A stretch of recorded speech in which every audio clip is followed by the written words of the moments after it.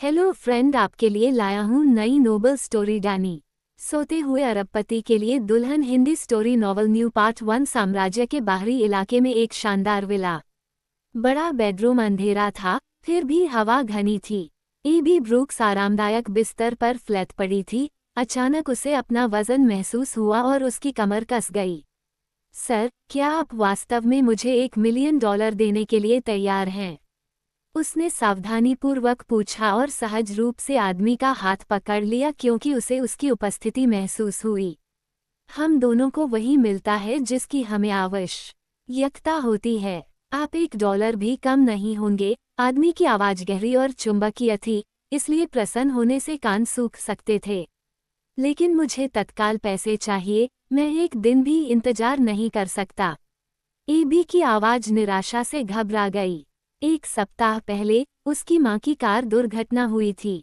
डॉक्टरों ने उसे बचाने के लिए 3 दिनों तक अथक प्रयास किया, लेकिन उसकी मां का मस्तिष्क गंभीर रूप से घायल हो गया था और डॉक्टरों ने कहा कि उसे ब्रेन सर्जरी की आवश्यकता थी, अन्यथा वह किसी भी समय मर सकती है। एबी ब्रूक्स एंड कंपनी की दूसरी बेटी थी, जहां $1 मिलियन का चेक सिर्फ हस्ताक्षर दूर था। लेकिन उसके पिता रॉजर ब्रूक्स ने अचानक उसका का खाता ठंडे कर दिया था, जिससे वह 1 पैसा भी नहीं ले पा रही थी। इतना ही नहीं, रोजर ने कहा था कि उसकी मां का जीवन बहुत दर्दनाक है और मृत्यु उसके लिए सबसे अच्छी राहत होगी। उन्होंने डॉक्टरों को भी बताया कि वो उपचार बंद करने के लिए तैयार हैं। एबी उसे बचाने की कोशिश किए बिना अपनी मां को मरते हुए कैसे देख सकती थी। चाहे वह अपने पिता से कितनी भी विनती करे, उसने उसकी मां की मदद करने से इनकार कर दिया और यहाँ तक कि उसे ब्रुक्स परिवार से बाहर फेंकने की धमकी दी यदि वह अपनी मां को फिर से बचाने का साहस करती। उसके पिता की ठंडी उदासीनता ने उसे नाराज और असहाय कर दिया, जिससे वह इस रास्ते पर चली गई। उसने उस आदमी की प्रतिक्रिया का इंतजार किया, डरते हुए कि वह नाराज हो सकता है।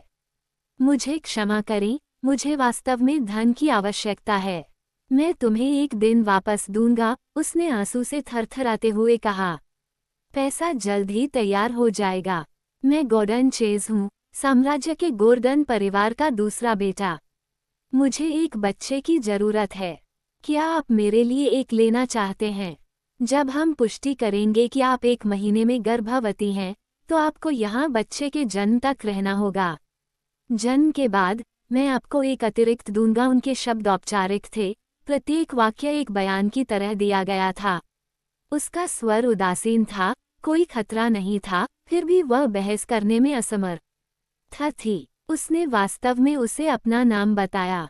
क्या वह चिंतित नहीं था कि वह बाद में उसके पास आ जाएगी? मुझे आपके लिए बच्चा मिलेगा, धन्यवाद, लेकिन मैं कोई अतिरिक्त पुरस्कार नहीं लूंगा। 1 मिलियन अभी उसके लिए जीवन बचाने वाला पैसा था। वह इसके लिए कुछ भी करने को तैयार थी। ठीक है, एबी ब्रूक्स ने धीरे धीरे अपना हाथ छोड़ दिया, चुपचाप इंतजार किया कि आगे क्या होगा। उसकी सुगंध सुखद थी, एक परफ्यूम की तरह, फिर भी स्वाभाविक रूप से ताज़ा। यह आकर्षक, मोहक था। आदमी के चुंबन को हल्के से शुरू किया गया, लेकिन धीरे धीरे भावुक हो गए। उसके बाद आदमी सो गया। एबी उठ गया, कपड़े पहने हुए और बेडरूम से बाहर चला गया, केवल यह महसूस करने के लिए कि उसने अपना कोट पीछे छोड़ दिया। वह जल्दी से वापस आए। कमरे से बाहर की रोशनी ने आदमी के सुंदर चेहरे पर चमक डाली और वह एक और नज़र चुराने में असमर्थ थी। वह आदमी अविश्वसनीय रूप से सुंदर था। उसकी विशेषताएं इतनी पूरी तरह से बनाई गई थीं कि ऐसा लग रहा था जैसे उन्हें भगवान ने स्वयं शिल्प की या हो, हर तरह से निर्दोष। एबी ब्रूक्स विला में नीचे दौड़ गई, जहां एक मध्यम आयु वर्ग के व्यक्ति ने उसे $1 मिलियन का चेक दिया। उसने पैसा लिया और तुरंत अस्पताल गया, जहां चाचा हेनरी ने भी अपनी मां के लिए एक देखभालकर्ता की व्यवस्था कर दी थी। 1 महीने बाद प्रसूति विशेषज्ञ ने पुष्टि की कि वह गर्भवती थी। उसे अपनी गर्भावस्था की अवधि के लिए विला में रहना पड़ा, लेकिन कम से कम उसकी मां का स्थिति स्थिर हो गई थी। 8 महीने बाद उसे अचानक अपनी मां का फोन आया।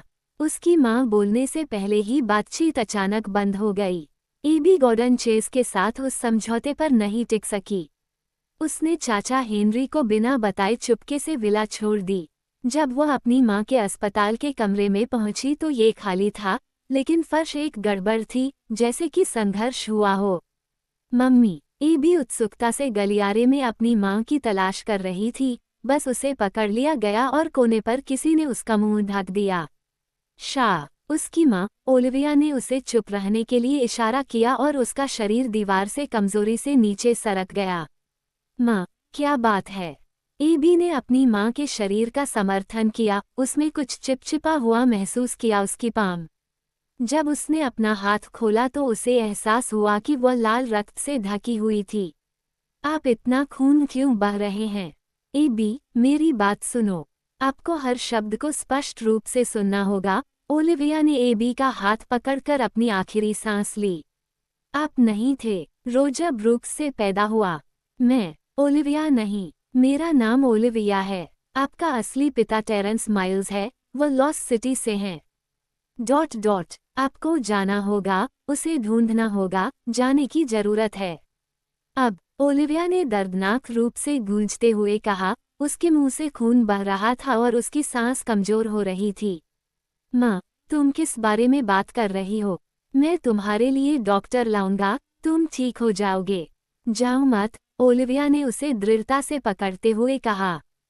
छोटे में जाना होगा, रोजर ब्रूक्स करेंगे। तुम्हें मार डालो। गलियारे के दूसरे छोर से तत्काल कदम उठे।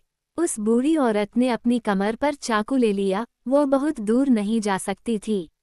हमें उसे ढूंढना होगा, एक महिला की आवाज ने कहा, जिसे एबी ब्रूक्स ने अपने पिता के मित्र रोज मे के रूप में पहचाना। अस्पताल इतना बड़ा नहीं है, वो कहाँ जा सकती है? माँ, पापा को बुलाओ और उसे अधिक लोग भेज दो। एबी की बड़ी बहन ग्रेस ब्रूक्स की आवाज का अनुसरण किया। एबी अपनी बहन को माँ कहते हुए सुनकर भ्रमित हो गई। क्या हो रहा था? वो यहाँ है।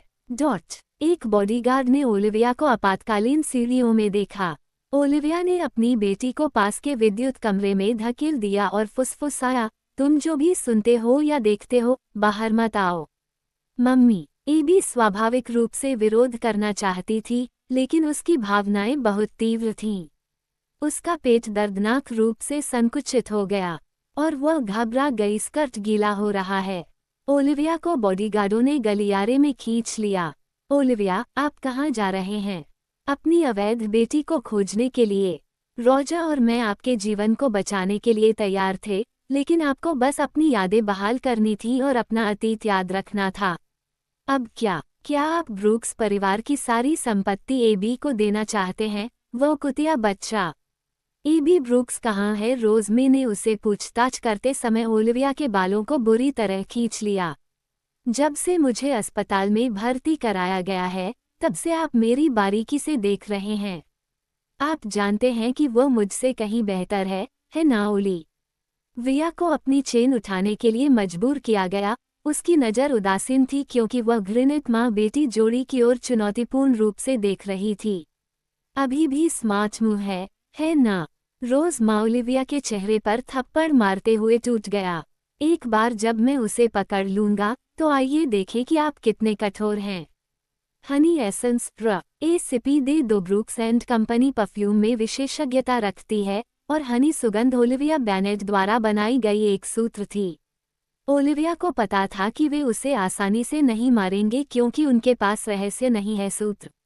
अपनी बेटी एबी बेनेट के बारे में वह 7 महीने पहले चिकित्सा खर्चों के लिए 1 मिलियन भेजने के बाद से ब्रूक्स परिवार की ओर वापस नहीं आई थी। ये केवल था दर्द की चीख को दबाने के लिए उसकी उंगली काट रही थी।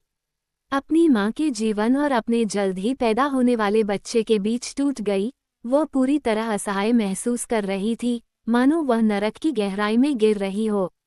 यह मुझे छोड़ दो, एक आदमी की आवाज इकट्ठा हुई। सेलेना, ग्रेस ने जॉनी वेड के गले में झुककर कहा। जॉनी ओलिविया के ऊपर खड़ा था और उसे अपने चमड़े के जूते से निर्दयतापूर्वक पिट रहा था। उससे छुटकारा पाओ और सुनिश्चित करें कि यह साफ है, जॉनी वेड ने अपने लोगों को ठंडे तरीके से आदेश दिया।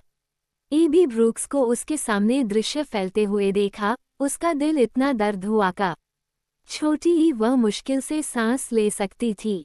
जॉनी वेड, क्या उसने हमेशा उसे प्यार करने का दावा नहीं किया था और उससे शादी करने की कसम खाई थी? कोई आश्चर्य नहीं कि जब उसकी मां मुसीबत में थी और उसने उससे मदद मांगी तो उन्होंने कहा कि उसके पास पैसा नहीं था। ये सब उनकी योजना का हिस्सा था। माँ, मुझे माफ कर दो। माँ, एबी केवल अपने दिल में चुपचाप चिल्ला सकती थी जब उसने उन्हें अपनी माँ को खींचते देखा। उसने अपनी सांस पकड़ ली और अपने बच्चे को दुनिया में लाने के लिए हर औंस शक्ति का उपयोग किया। उसने बदला लिया। वो ग्रेस ब्रूक्स और अन्य लोगों को नीचे ले जाएगी, भले ही इसका मतलब उन्हें कब्र के बाहर से पीछा करना हो।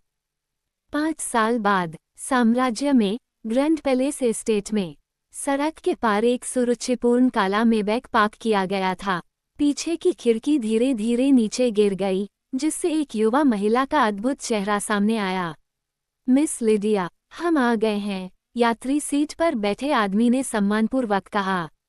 लिडिया माइल्स ने अपने काले बड़ी ऊपर के चश्मे उतार दिए और फिर अपना हाथ उठाकर उसके सिर पर साफ घोड़े की पूंछ को हटा दिया, जिससे वह लंबी हो गई। साम्राज्य में ग्रैंड पैलेस एस्टेट में सड़क के पार एक सुरुचिपूर्ण काला मेबैक पार्क किया गया था।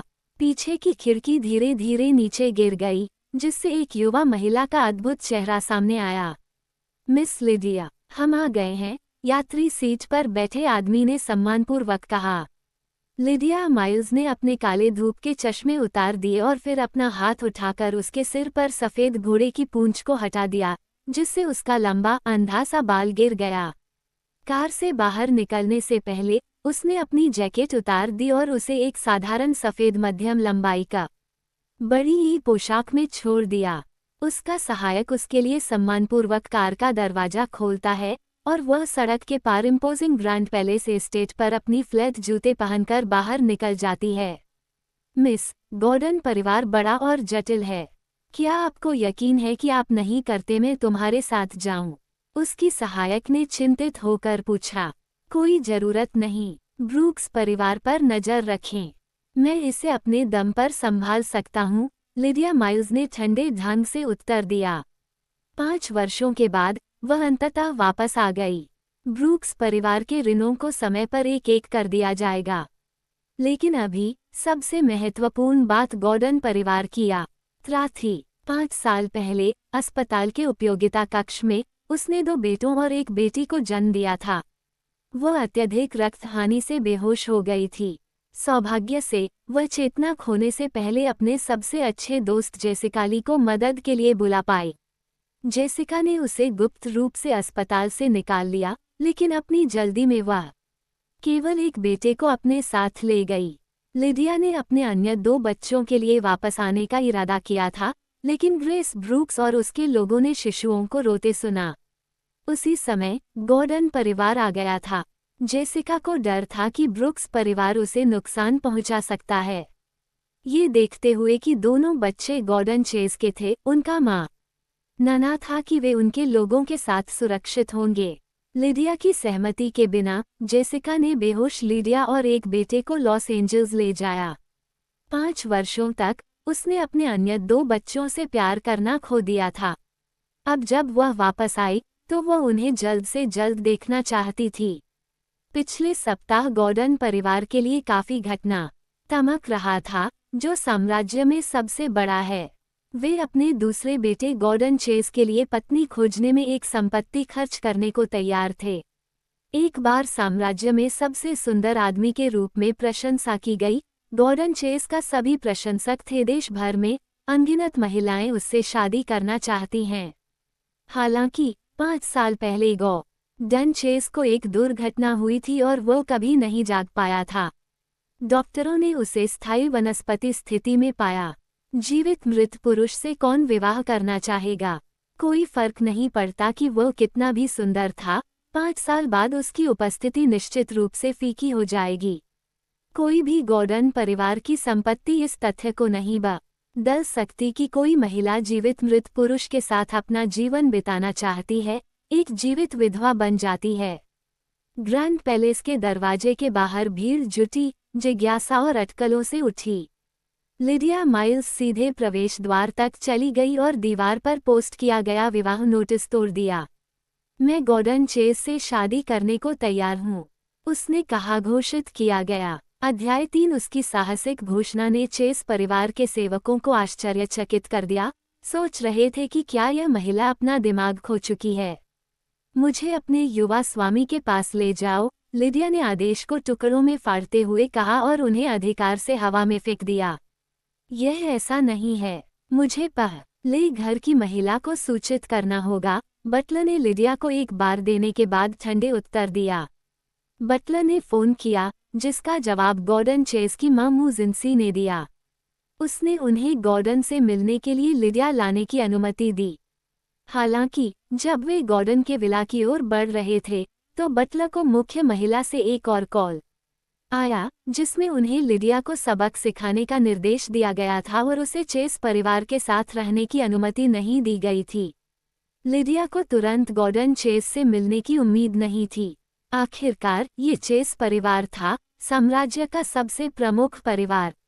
किसी से मिलना इतना आसान नहीं था जितना कि पूछना। फिर भी बटलर ने कुछ कॉल किए और उसका अनुरोध स्वीकार किया। ऐसा लग रहा था कि चेस परिवार अब गॉर्डन को बहुत महत्व नहीं देता, अन्यथा वे इस बारे में इतना आकस्मिक नहीं होते। ग्रैंड पैलेस विशाल था, जिसमें कई आंगन शाही महल जैसा दिखते थे। कार एक सफेद विला के सामने रुकने से पहले लगभग 10 मिनट तक असफॉल्ट सड़क पर चली। मिस माइल्स, ट्रिप या बटलर ने लिडिया को विला के कमरे में प्रवेश करने का इशारा किया। भुगतान करो, भुगतान करो, आप फिर से हार गए हैं, हा। मुझे इतना दुर्भाग्य क्यों हो रहा है? हर राउंड खो रहा है, किसी ने चिल्लाया। लिविंग रूम में एक समूह पुरुष और महिला नौकरियां इकट्ठी हुई, जो सोफे पर लोगों को कार्ड खेलते हुए देखती थी। अरे, नौकर ने 2 बार अपना गला साफ किया। उन्होंने जल्दी से कार्ड उठाना शुरू कर दिया, हालांकि फर्श पर फैले फल के छीलने को इतनी तेजी से साफ नहीं किया गया। अंकल, तुम्हें यहाँ क्या लाया गया है? जो आदमी जीत रहा था वो नौकर के पास गया। मैं तुम्हें दूसरी युवा प्रेमिका से परिचय दूं, नौकर ने औपचारिक रूप से कहा। ली, मैं उसे आपकी देखभाल में छोड़ दूंगा। मुझे समझ आया, ली ने चाचा से संकेत लेते हुए उत्तर दिया। उसके साथ बटलर चला गया और लिडिया माइल्स ने कमरे का निरीक्षण करने के लिए एक क्षण लिया। विला के भव्य बाहरी की तुलना में अंदर लगभग नग्न लग रहा था। कुछ सरल टेबल और कुर्सी के अलावा बहुत कुछ नहीं था।